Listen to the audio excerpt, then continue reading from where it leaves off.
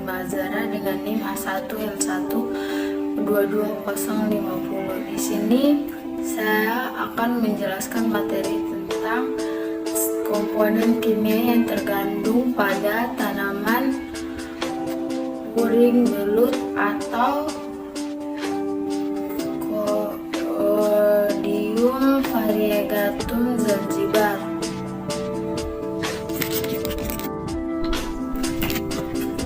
Puring atau kroton adalah tanaman hias di pekarangan populer berbentuk perdu dengan bentuk dan daun yang sangat bervariasi.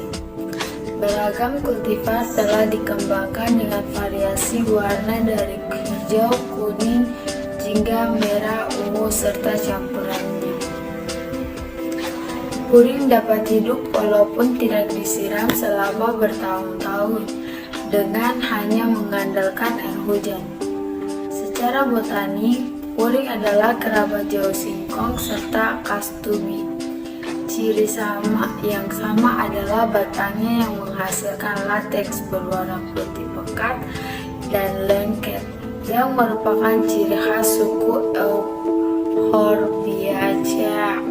Puring berasal dari Kepulauan Nusantara, namun kini telah tersebar di seluruh daerah tropika dan subtropika, serta menjadi salah satu simbol turisme.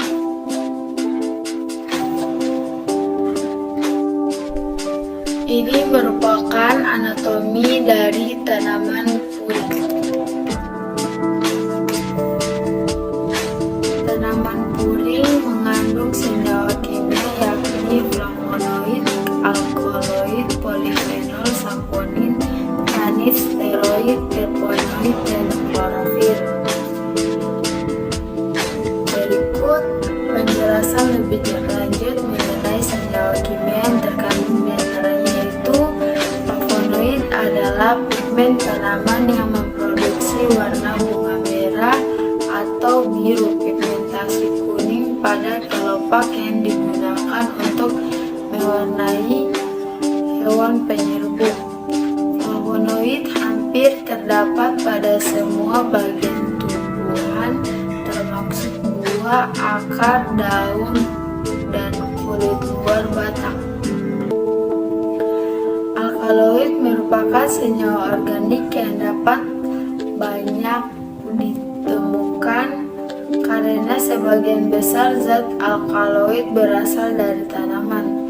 Pada umumnya, alkaloid memiliki satu buah atom nitrogen atau lebih dengan sifat basa sehingga disebut dengan alkaloid.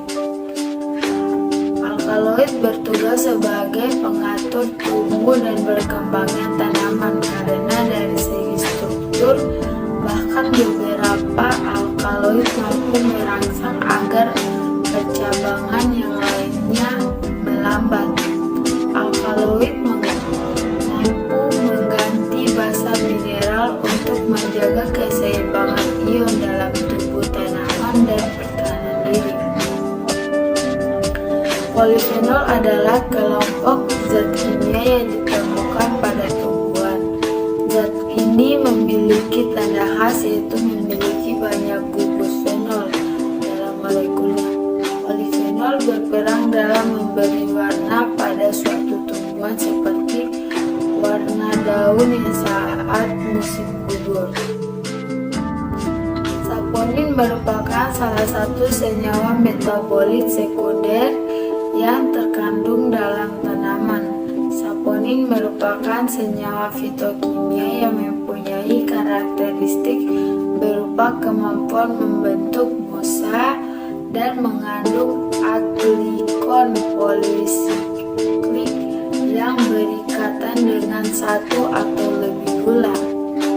Saponin merupakan jenis glikosida yang banyak ditemukan dalam tumbuhan tingkat tinggi. Saponin berupa kaloid yang larut dalam air dan berbusa setelah dikocok memiliki rasa yang pahit. Saponin dapat dihemolisis. Tanin adalah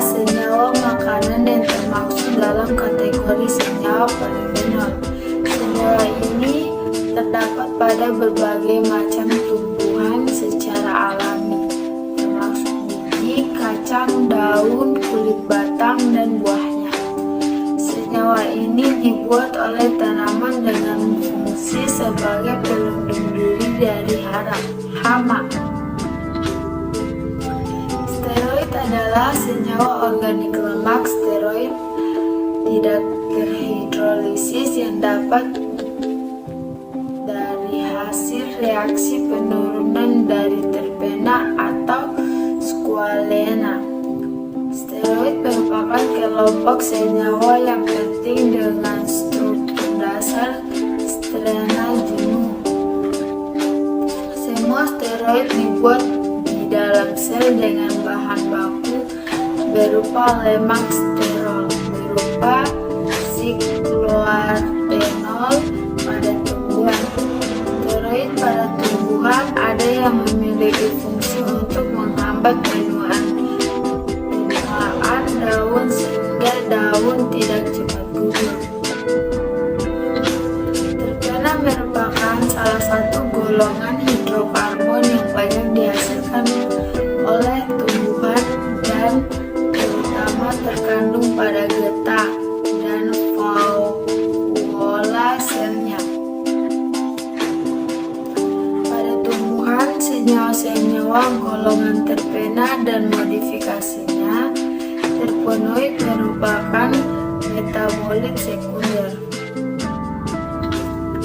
Klorofil disebut zat hijau daun. Molekul klorofil mampu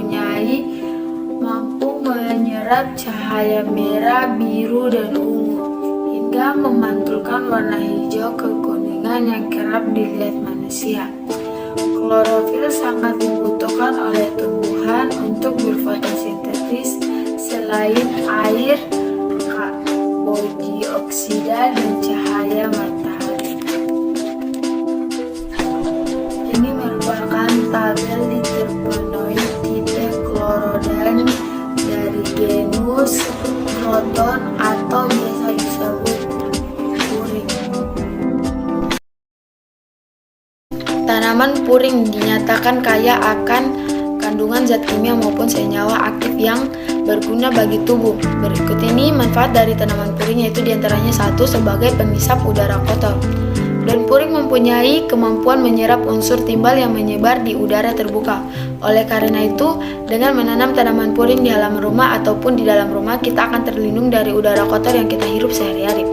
2. Sebagai obat sakit perut. Untuk menyembuhkan sakit perut yang melilit, akar puring bisa dimanfaatkan untuk pengobatan herbal.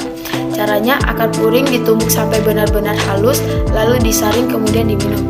3. Sebagai obat gatal.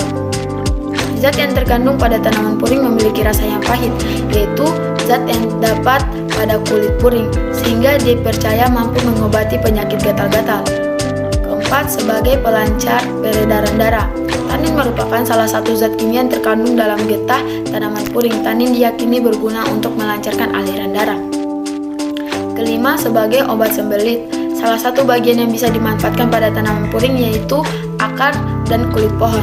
Akar dan kulit pohon puring dipercaya mampu mengurangi bahkan menghilangkan sembelit. Caranya yaitu akar dan kulit puring dicuci lalu direbus sampai mendidih. Ketika sudah maka disaring, didinginkan sebentar, kemudian diminum secara teratur. 6. Sebagai obat cacingan. Di antara manfaat tanaman puring adalah mampu mengobati penyakit cacingan. Caranya yaitu ambil ranting tanaman puring yang masih muda, dicuci, direbus, lalu air dari hasil rebusan tersebut diminum secara teratur. 7. Yaitu sebagai penumbuh nafsu makan. Sama seperti obat cacingan, tanaman puring juga bisa dimanfaatkan sebagai sebagai penumbuh nafsu makan. Caranya yaitu diambil ranting puring yang masih muda, dicuci, direbus, air dari hasil rebusan tersebut diminum secara teratur. 8. Sebagai obat sifilis. Untuk mengobati sifilis bisa pula dengan perantara tanaman puring. Caranya, ambil batang puring secukupnya, dibersihkan dengan air lalu direbus. Air dari hasil rebusan batang puring bisa dikonsumsi secara teratur. Demikian presentasi materi dari saya tentang komponen kimia yang terkandung pada tanaman.